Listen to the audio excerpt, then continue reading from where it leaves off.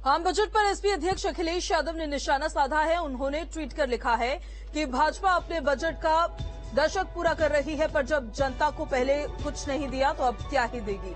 भाजपा ये बजट महंगाई और बेरोजगारी को बढ़ाता है। किसान, मजदूर, युवा, महिला, नौकर पेशी, व्यापारी वर्ग में से आशा नहीं बल्कि निराशा बढ़ती है, क्योंकि ये चंद बड़े लोगों को ही लाभ पहुंचाने के लिए बनाया जाता है।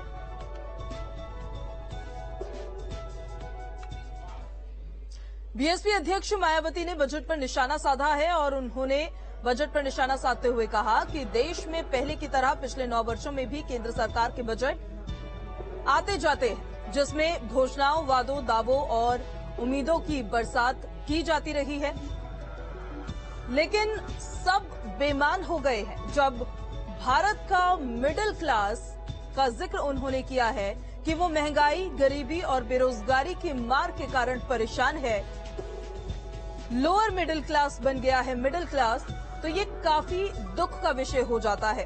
अति दुखद उन्होंने इसको बताया है और उन्होंने कहा कि इस वर्ष का बजट कोई भी ज्यादा अलग नहीं है।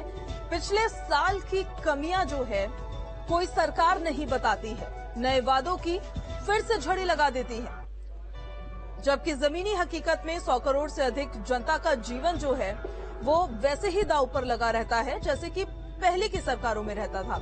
लोग उम्मीदों के सहारे जीते हैं, लेकिन झूठी उम्मीदें आखिर क्यों दी जाती है, उन्होंने निशाना साधा है।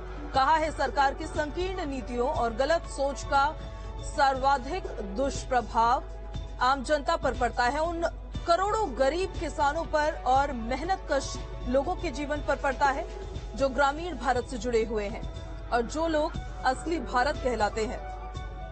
सरकार उनके आत्मसम्मान और आत्मनिर्भरता पर ध्यान दे, उनके हित में काम करे ताकि आमजन की जेब भरे और देश का विकास हो, देश विकसित हो, आम जनता विकसित हो। केंद्र जब भी योजना लाभार्थियों के आंकड़ों की बात करती है तो उसे जरूर तमाम बातों का ध्यान रखना चाहिए। ये याद रखना चाहिए कि भारत लगभग 130 करोड़ गरीब, मजदूर, वंचित और किसानों से बना हुआ देश है, एक विशाल देश जो अपने अमृतकाल के लिए तरस रहा है।